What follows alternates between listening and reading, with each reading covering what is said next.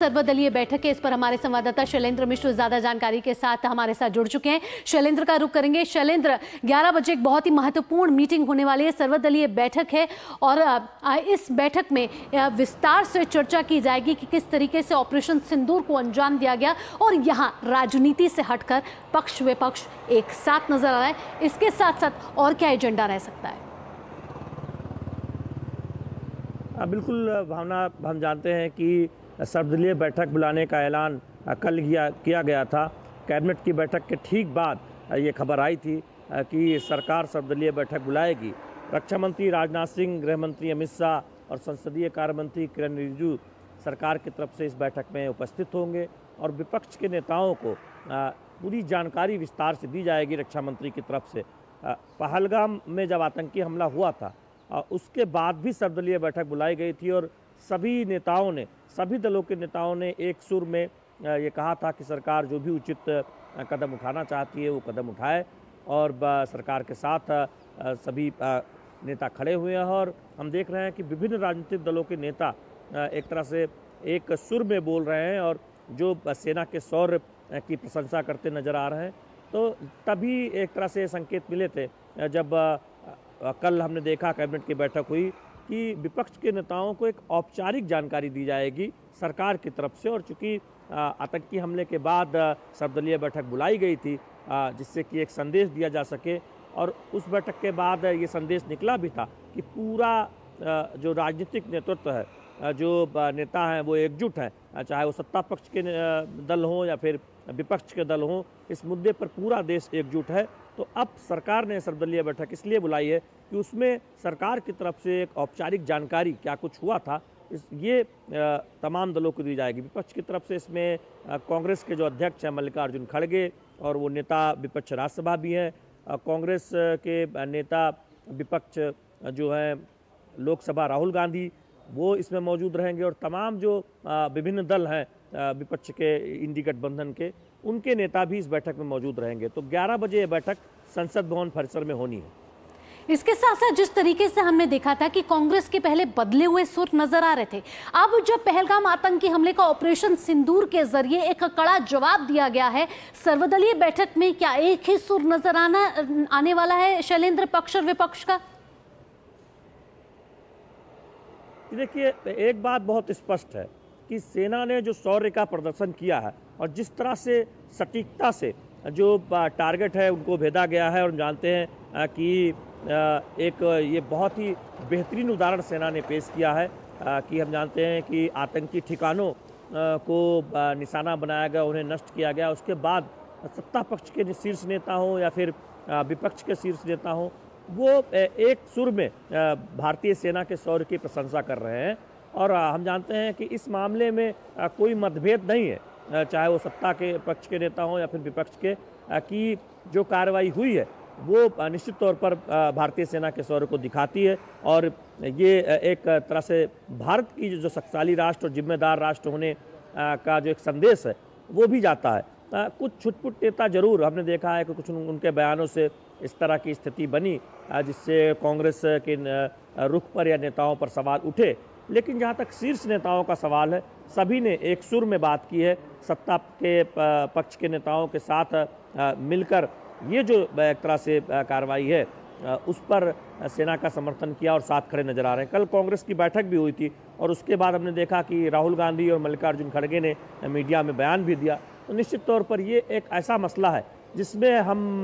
पूरा का पूरा जो राजनीतिक नेतृत्व है उसका जो शीर्ष नेतृत्व है वो एक साथ एक सुर में खड़ा नजर आ रहा है। अब सर्वदलीय बैठक में हो सकता है कि कुछ सुझाव आए, चूँकि कांग्रेस की तरफ से कल बैठक में कुछ डिमांड की गई थी, वो निश्चित तौर पर राजनीतिक चर्चा का विषय होगा और क्या कुछ वो और सुझाव देते हैं ये देखने वाली बात होगी। लेकिन जहाँ तक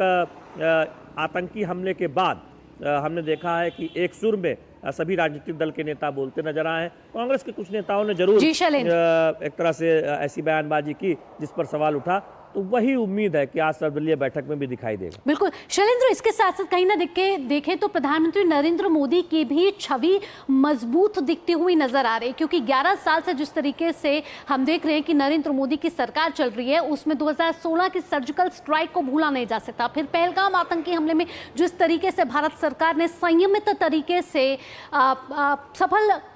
आतंकवाद को जवाब दिया है, ऐसे में कहीं ना कहीं ये नया भारत नजर आ रहा है जहां दुश्मनों के घर पे जाके वार किया जाता है और संदेश दिया जाता है कि आतंकवाद पर हमारी सरकार की जीरो टॉलरेंस नीति है। ये देखिए, कल जो प्रेस कॉन्फ्रेंस हुई थी और उसमें हमने देखा था कि भारत में जो आतंकवादी हमले होते रहे, किस तरह से पाकिस्तान में बैठे आतंकी, उनके आका भारत में आतंकवादी घटनाओं को समय समय पर अंजाम देते रहे, चाहे वो 26/11 हो या उसके बाद आतंकी हमले हो, सबका एक तरह से सिलसिलेवार तरीके से जिक्र किया गया। और हमें ये याद रखना होगा कि ये बात तब भी आई थी कि ये सवाल भी उठे थे कि 26/11 के बाद उस तरह की कोई कार्रवाई भारत की तरफ से क्यों नहीं की गई। उस वक्त का जो राजनीतिक नेतृत्व था उसने शायद सेना को उतनी छूट नहीं दी, इस तरह की चर्चा हुई। तो निश्चित तौर पर बीते 11 वर्षों में हमने देखा है कि प्रधानमंत्री नरेंद्र मोदी की लीडरशिप में भारत और मजबूत और शक्तिशाली देश के तौर पर दुनिया के बीच उभर कर आया है, और जिम्मेदार देश के तौर पर भी हम जानते हैं कि भारत की जो छवि है वो और मजबूत हुई है। जिस तरह से ये स्ट्राइक की गई और पहलगाम आतंकी हमले का एक तरह से जवाब दिया गया और ये स्पष्ट संदेश दिया गया कि कहीं पर भी अगर कोई आतंकी गतिविधि जो आतंक के आका बैठे हैं, जो भारत में साजिश करते हैं, तो वहाँ भारत घुसकर मारने में सक्षम है, ध्वस्त उस नेटवर्क को करने में सक्षम है। तो निश्चित तौर पर एक संदेश गया, और ये तभी हो सकता है जब लीडरशिप स्ट्रांग हो, जब लीडरशिप ये छूट दे। क्योंकि भारतीय सेना के शौर्य को लेकर कभी कहीं कोई संदेह कभी भी नहीं रहा है, और हम जानते हैं कि भारतीय सेना की ताकत, उसके शौर्य, उसके पराक्रम का लोहा दुनिया मानती है। लेकिन जो राजनीतिक नेतृत्व है, जो लीडरशिप है, वो बहुत महत्वपूर्ण होती है, चूँकि अंतिम फैसला उसे ही लेना होता है। तो निश्चित तौर पर देश और दुनिया, हम जानते हैं कि दुनिया के सबसे लोकप्रिय नेता तो प्रधानमंत्री नरेंद्र मोदी हैं ही, लेकिन साथ ही साथ उनकी जो लीडरशिप क्वालिटी है वो भी बहुत महत्वपूर्ण एक तरह से दुनिया देख रही है कि प्रधानमंत्री नरेंद्र मोदी की लीडरशिप में किस तरह से ये फैसला लिया गया। और कल जब कैबिनेट की बैठक हुई तो उसमें हमने देखा कि मेजे थपथपाकर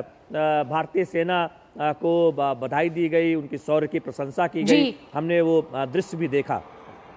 जी, साथ साथ रक्षा मंत्री राजनाथ सिंह के नेतृत्व में सर्वदलीय बैठक होने वाली है, और राजनाथ सिंह ने कल कहा था कि जिन मुहि मारा तिन मुहि मारे, यानी कि उन्हीं को मारा गया है जिन्होंने हमारे मासूमों को मारा है। बड़े ही प्रिसीजन के साथ ये पूरा सफल ऑपरेशन कहीं ना कहीं किया गया, और भारत सरकार ने जिस तरीके से 15 दिन का समय लिया, उसमें टारगेट, टास्क और टाइमिंग पूरी तरीके से एक तीनों सेनाओं के साथ मिलकर ये इस ऑपरेशन को अंजाम दिया गया है। भारत सरकार की ही ये नीति थी, ये सामरिक क्षमता थी, जिसका कहीं ना कहीं हमारे देश ने ये सफल अंजाम देखा। भावना, देखिए, जब सैन्य कार्रवाई हुई और हमने देखा कि ये स्पष्ट तौर पर कहा गया कि आतंकी जो ठिकाने थे, जो उनका टेरर नेटवर्क था, उसको निशाना बनाया गया, किसी सिविलियन को या फिर पाकिस्तान के सैन्य ठिकानों को निशाना नहीं बनाया गया। ये बहुत बात स्पष्ट तौर पर सामने साफ कर दी गई थी, और यही ये दिखाता है कि हमारा जो टारगेट है वो आतंकी है, आतंकवादी है, उनका टेरर इंफ्रास्ट्रक्चर है जो भारत के खिलाफ साजिश करते हैं। हम किसी देश के खिलाफ कार्रवाई नहीं करना चाहते, ये बात बहुत स्पष्ट है। और तभी हमने देखा कि इस तरह की एक सैन्य कार्रवाई हुई। और जो रक्षा मंत्री राजनाथ सिंह ने कल कहा, हम जानते हैं कि अशोक वाटिका में जब हनुमान जी ने जिस तरह से कार्रवाई की थी, और उसका उदाहरण कर देते उन्होंने कहा कि जिन्होंने उनको मारा था उनको सबक सिखाने का काम किया गया है। तो यानी जो दोषी हैं, जो साजिश फैलाते हैं, जो भारत माता के खिलाफ, भारत की धरती के खिलाफ साजिश करते हैं, उनको जवाब दिया गया है। बिल्कुल, ये कड़ा जरूरी जवाब भी दिया था, गया है। साथ ही इस तरह साथ की स्ट्राइक की गई। संदेश है देश ही नहीं पूरी दुनिया में कि आतंकवाद के खिलाफ भारत एकजुट है, और सर्वदलीय बैठक में भी इस तरीके से पक्ष और विपक्ष आज एक साथ होता हुआ नजर आएगा। शैलेंद्र, फिलहाल तमाम जानकारियों के साथ आपका धन्यवाद। आगे भी आपसे अपडेट लेते रहेंगे जब 11 बजे ये बैठक शुरू होगी।